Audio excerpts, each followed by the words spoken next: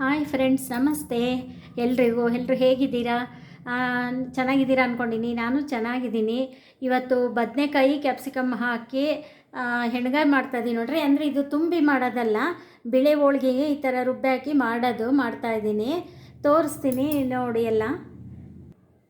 ನೋಡಿ, ಈರುಳ್ಳಿ 2 ಹೆಚ್ಚಿಟ್ಕೊಂಡಿದ್ದೀನಿ, ಕ್ಯಾಪ್ಸಿಕಮ್ಮು 3 ಹೆಚ್ಚಿಟ್ಕೊಂಡಿದ್ದೀನಿ. ಆಮೇಲೆ ಇದು ಬದನೆಕಾಯಿ ಉಪ್ಪಿನ ನೀರಲ್ಲಿ ಹಾಕ್ಕೊಂಡಿದ್ದೀನಿ. 1/4 kg ಇದೆ ಇದು ಬದನೆಕಾಯಿ. ಆಮೇಲೆ ಸ್ವಲ್ಪ ಹುಣಸೆಹಣ್ಣು, ಸ್ವಲ್ಪ ಬೆಲ್ಲ, ಆಮೇಲೆ ಮಿಕ್ಸಿಗೆ ಹಾಕ್ಲಿಕ್ಕೆ ಹಸಿಮೆಣಸಿನ್ಕಾಯಿ, ಬಾದಾಮಿ, 1-2 ಗೋಡಂಬಿ, ಶುಂಠಿ, ಬೆಳ್ಳುಳ್ಳಿ, 3 ಲವಂಗ, 3 ಮೆಣಸು, ಚೂರು ಚಕ್ಕೆ ಇದೆ ನೋಡಿ. ಆಮೇಲೆ ಸ್ವಲ್ಪ ಬೆಲ್ಲ. ಇದು ತೆಂಗಿನಕಾಯಿ, ಸ್ವಲ್ಪ ಗುರಾಳ್ ಪುಡಿ ಹಾಕಿರೋದ್ರಿಂದ ಬ್ಲಾಕ್ ಆಗಿದೆ. ಮೇಲೆ ಗುರಾಳ್ ಪುಡಿ ಬಿತ್ತಿ ಕಾಯಿ ಮೇಲೆ ತೆಂಗಿನಕಾಯಿ ಇದು. ಆಮೇಲೆ ಕಡಲೆ 1 3 ಟೀ ಸ್ಪೂನ್ ಇದೆ. ಇದಕ್ಕೆ ಗುರಾಳ್ ಪುಡಿ ಹಾಕಿದ್ದೀನಿ. ಇದೆಲ್ಲ ಮಿಕ್ಸಿ ಮಾಡ್ಕೊಂಡು ಬರ್ತೀನಿ ಇವಾಗ. ಆಮೇಲೆ ಇದು ಮಿಕ್ಸಿಗೆ 1 ಸ್ಪೂನು ಸಾಂಬಾರು ಪುಡಿ ಹಾಕ್ತೀನಿ.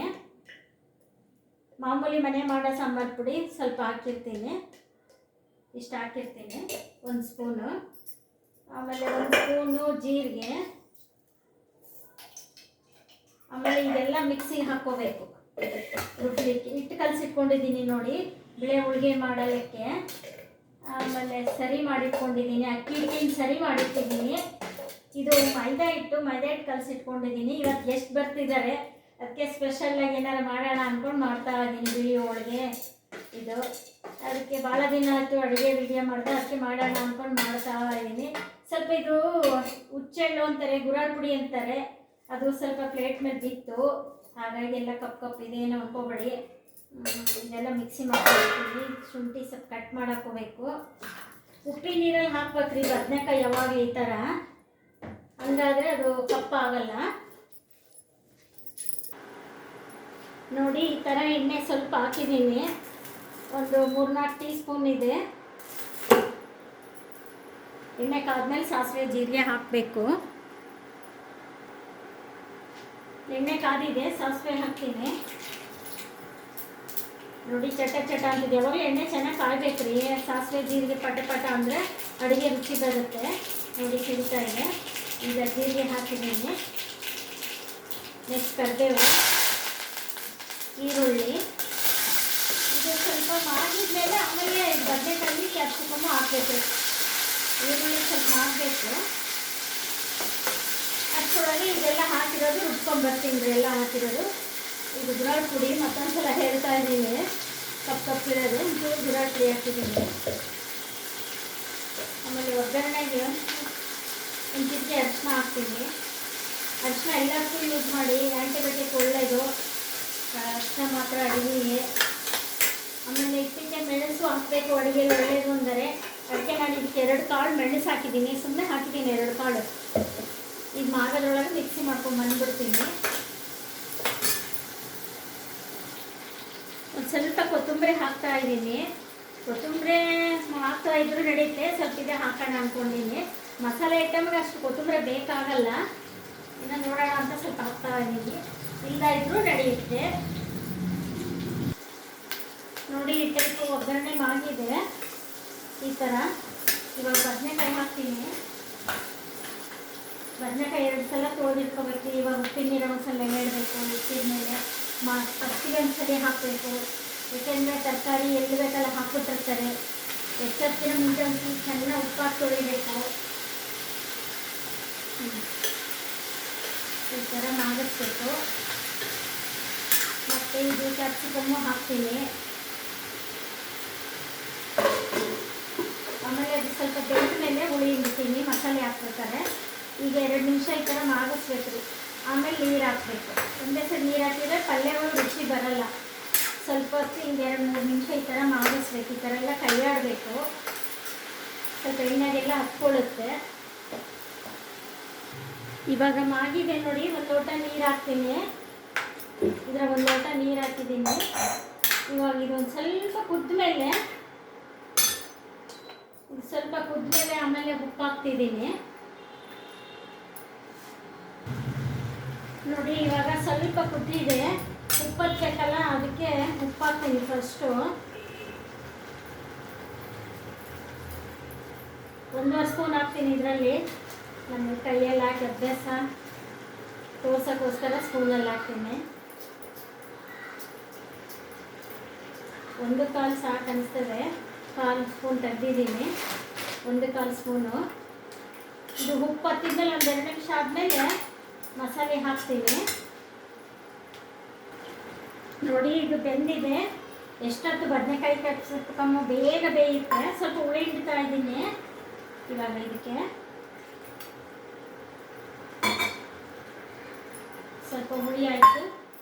ಈಗ ಖಾರ ರುಬ್ಬಿರೋದು ಹಾಕ್ತಾ ಇದ್ದೀನಿ ನೋಡಿ.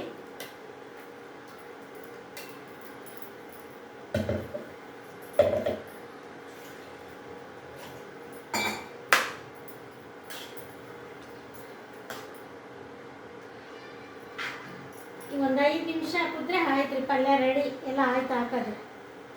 ಇದರಲ್ಲಿ ಒಂದು 5 ನಿಮಿಷ ಕುದಿಬೇಕು ಮಸಾಲೆಯಲ್ಲಿ. ನೋಡಿ ಪಲ್ಯ ರೆಡಿ ಎಲ್ಲ ಕುದ್ದಿದೆ ಚೆನ್ನಾಗಿ. ಈ ಥರ ಸುತ್ತಲೂ ಚೆನ್ನಾಗಿ ಕುದಿಬೇಕು ರೀ. ರಸ ಹೋಳಿಗೆಲ್ಲ ಹತ್ತಬೇಕು ಅಂದರೆ ಚೆನ್ನಾಗಿ ಕುದಿಬೇಕು. ಈ ಥರ ಚೆನ್ನಾಗಾಗಿದೆ. ಇವಾಗ ಸ್ಟವ್ ಆಫ್ ಮಾಡ್ತೀನಿ. ಪಲ್ಯ ರೆಡಿ. ನೆಕ್ಸ್ಟ್ ಮಾವಿನಹಣ್ಣು ಸೀಕರಣೆ ಬಿಳಿ ಹೋಳಿಗೆ ಮಾಡೋಣ ಬನ್ನಿ. ಇವಾಗ ಮಾವಿನಹಣ್ಣು ಸೀಕರಣೆ ಮಾಡ್ತೀನಿ. ಪಲ್ಯ ಮುಗೀತು. 4 ಮಾವಿನಹಣ್ಣು ತೊಗೊಂಡಿನಿ. ಒಂದು ಅರ್ಧ ಡಜನ್ ಬಾಳೆಹಣ್ಣು ತೊಗೊಂಡಿನಿ. ಬಾಳೆಹಣ್ಣು ಎಷ್ಟಾರು ಹಾಕೋಬೋದು, 2, 3, 4 ಹಿಂಗೆ ಎಷ್ಟಾರು ಹಾಕ್ಕೋಬೋದು. ಸಕ್ಕರೆ ತೊಗೊಂಡಿದ್ದೀನಿ. ಏಲಕ್ಕಿ ತೊಗೊಂಡಿದ್ದೀನಿ ನೋಡಿ. ಇಲ್ಲಿ ಏಲಕ್ಕಿ ಇದೆ, 3 ಏಲಕ್ಕಿ. ಇವಾಗ ಫಸ್ಟ್ಗೆ ಸಕ್ಕರೆ ಹಾಕ್ಕೊತೀನಿ ರೀ, ಕರಗಬೇಕಲ್ಲ ಅದಕ್ಕೋಸ್ಕರ. ನೋಡಿ ಇವಾಗ ಸಕ್ಕರೆ ಹಾಕ್ತೀನಿ ತಳಕ್ಕೆ. ಇದ್ರಾಗ 1/4 ಲೋಟ ಸಕ್ಕರೆ ಹಾಕಿದ್ದೀನಿ. ಇವಾಗ ಹಣ್ಣೆಲ್ಲ ಒಂದೊಂದೇ ಥರ ಚಾಕು ಕೈಯಲ್ಲಿ ಮಾಡಿದರೆ ಚೆನ್ನಾಗಿ. ನಮಗೆಲ್ಲ ಕೈಯಲ್ಲಿ ಮಾಡಿ ಅಭ್ಯಾಸ. ಈ ಥರ ತೆಗೆದುಬಿಟ್ಟು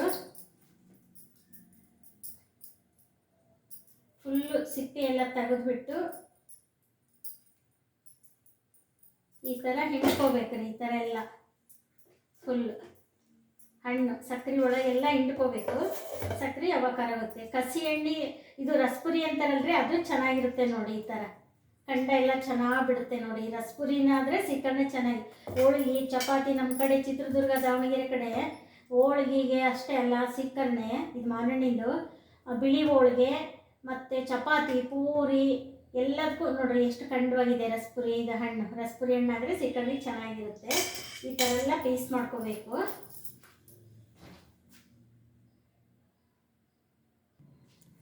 ನೋಡಿ ಈ ಥರ ಸ್ವಲ್ಪ ನೀರು ಹಾಕ್ಕೊಂಡು ಈ ಥರ ವಾಟೆ ಎಲ್ಲ ತೊಳೆದ್ಬಿಟ್ಟು ಇಷ್ಟು ರಸ ಬರುತ್ತೆ. ಇದನ್ನು ಹಾಕಬೇಕು. ಆಮೇಲೆ ನೆಕ್ಸ್ಟು ಈ ಸಿಪ್ಪೆನೂ ಸ್ವಲ್ಪ ತೊಳೆದು ಹಾಕಬೇಕು. ಇದರಲ್ಲಿ ಹಣ್ಣು ಇರುತ್ತಲ್ಲ, ಹಂಗಾಗಿ ಸ್ವಲ್ಪ ನೀರು ಹಾಕಬೇಕು, ಜಾಸ್ತಿ ಬೇಡ.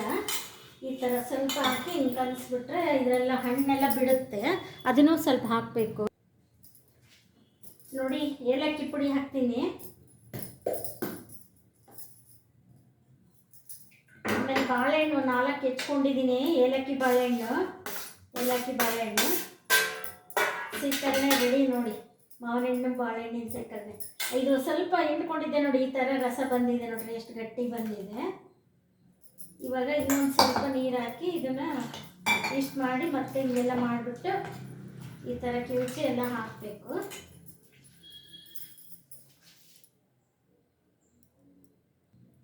ಮತ್ತೆ ನೋಡಿ 2ನೇ ಸಲ ಇಷ್ಟು ರಸ ಬಂತು. ಈ ಥರ ಮತ್ತೆ ಹಾಕ್ತಾ ಇದ್ದೀನಿ. ಸರಿ ಸಾಕು. ಇನ್ಮೇಲೆ ಇಷ್ಟು ಹಾಕಿದರೆ ಸಾಕು. ಸೀಕರಣೆ ರೆಡಿಯಪ್ಪ. ಇನ್ನು ಬಿಳಿ ಹೋಳಿಗೆ ಒಂದು ಮಾಡಬೇಕು ನೋಡಿ.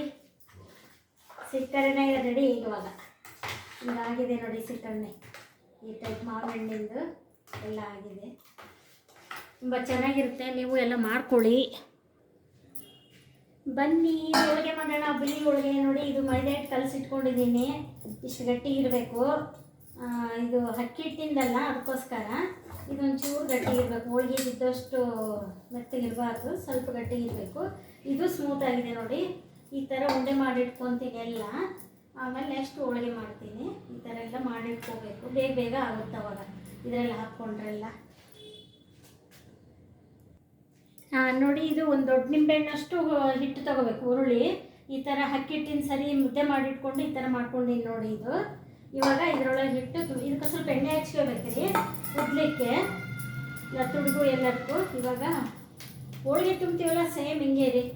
ಎಲ್ಲ ಈ ಥರ ತುಂಬಿಬಿಟ್ಟು ಉದ್ದಿ ಬೇಯಿಸ್ಬೇಕು. ತುಂಬ ಚೆನ್ನಾಗಿರುತ್ತೆ ನೋಡಿ. ಬಿಳಿ ಹೋಳಿಗೆ ಮಾಡ್ಕೊಳ್ಳಿ. ಕೆಲವರು ಅವಲಕ್ಕಿ ತೋಯಿಸ್ಬಿಟ್ಟು ನಾದಿ ಮಾಡ್ತಾರೆ ಅಡುಗೆರೆಲ್ಲ. ಫಂಕ್ಷನ್ನಲ್ಲಿ ಅಡುಗೆರೆಲ್ಲ ಅದೇ ಥರ ಮಾಡೋದು. ನಾವು ಅಕ್ಕಿ ಹಿಟ್ಟಿನ ಸರಿ ಮಾಡ್ಕೊತೀವಿ, ನಮಗಿದೆ ಅಭ್ಯಾಸ ಆಗ್ಬಿಟ್ಟಿದೆ. ಕೆಲವರು ಅವಲಕ್ಕಿಗೆಲ್ಲ ಮಾಡ್ತಾರೆ ಫಂಕ್ಷನ್ಗಳಿಗೆಲ್ಲ, ಅದು ಸಹ ಚೆನ್ನಾಗಿರುತ್ತೆ. ನೀವು ಮಾಡ್ಕೋಬೋದು. ಅವಲಕ್ಕಿ ನೆನೆ ಇಟ್ಟು ಸ್ವಲ್ಪ ನೆಂದ ಮೇಲೆ ನೋಡಿಬಿಟ್ಟು ನಾದ್ಬಿಟ್ಟು ಕೊಂಚ ಉಪ್ಪು ಎಲ್ಲ ಹಾಕ್ಬಿಟ್ಟು ನಾದಿ ನೋಡಿರಿ ಈ ಥರ ಪ್ಯಾಕ್ ಮಾಡ್ಕೋಬೇಕು. ಆಮೇಲೆ ಹುದ್ದಬೇಕು ಈ ಥರ.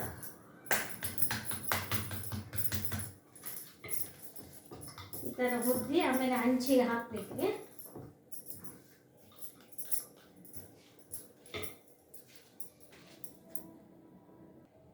ನೋಡಿ ಇಷ್ಟೆಲ್ಲ ಆಗಿದೆ ಇದು. ಇವಾಗ ಇದು ಹಂಚ್ ಮೇಲೆ ಹಾಕ್ತೀನಿ, ಅಂದರೆ ಇಲ್ಲಿ ಕಟ್ಟೆ ಮೇಲೆ ಇಟ್ಟು ಹಾಕೋದು ತೋರಿಸ್ತಾ ಇದ್ದೀನಿ ನಿಮಗೆ. ಗ್ಯಾಸ್ ಆ ಕಡೆಗಿದೆ ಮತ್ತು ಕ್ಯಾಮ್ರಾ ಏನು ತಿರುಗಿಸೋದು ಅಂತ. ಈ ಥರ ಹಾಕ್ಬೇಕು ನೋಡಿ. ಕಾದಿದೆ ಹಂಚಲ್ಲಿ ಗ್ಯಾಸ್ ಮೇಲೆ ಕಾಸ್ಕೊಂಡೆ ಕಟ್ಟೆ ಮೇಲೆ ಸದ್ಯ ಹಾಕ್ತಾ ಇದ್ದೀನಿ. ಮತ್ತು ಈಗ ಗ್ಯಾಸ್ ಮೇಲೆ ಇಡ್ತೀನಿ ಹಂಚು. ಸ್ವಲ್ಪ ಎಣ್ಣೆ ಹಾಕಿಬಿಟ್ಟು ಮೇಲೆ ಮತ್ತು ಇಲ್ಲಿ ಗ್ಯಾಸ್ ಮೇಲೆ ಇಡ್ತೀನಿ ರೀ. ಆ ಗ್ಯಾಸ್ ಸ್ಟವ್ ಮೇಲೆ ಇಟ್ಟರಿ ಮತ್ತೆ ಹಿಂಗೆ ಇದೇ ಥರ ಹುದ್ದಿ ಮಾಡಿ ಮಾಡಬೇಕು. ನೋಡಿ ಇದು ಎರಡನೇದು ಅಷ್ಟೇ. ಅದು ಒಂದು ಆಯ್ತು. ಇವಾಗ ಎರಡನೇದು ಹಾಕ್ತಾ ಇದ್ದೀನಿ. ಸ್ಟವ್ ಮೇಲೆ ಆ ಕಡೆ ಇಡ್ತೀನಿ. ಈ ಥರ ಮಾಡಿದ್ದೀನಿ ನೋಡಿ ಇಷ್ಟೆಲ್ಲ.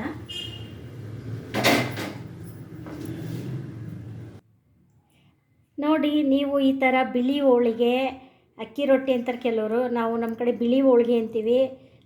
ಈ ಥರ ಬದನೆಕಾಯಿ ಕ್ಯಾಪ್ಸಿಕಮ್ಮು ರೆಸಿಪಿ ಮತ್ತು ಮಾವಿನಹಣ್ಣು ಬಾಳೆಹಣ್ಣು ಸೀಕರಣೆ ಈ ಥರ ನೀವು ಮಾಡಿಕೊಂಡು ಟೇಸ್ಟ್ ಮಾಡಿ ಹೇಗಿದೆ ಅನ್ನೋದು ಕಾಮೆಂಟ್ ಬಾಕ್ಸಲ್ಲಿ ಹಾಕಿ. ಆಮೇಲೆ ಲೈಕ್ ಮಾಡಿ, ಶೇರ್ ಮಾಡಿ, ಸಬ್ಸ್ಕ್ರೈಬ್ ಮಾಡಿ. Thank you.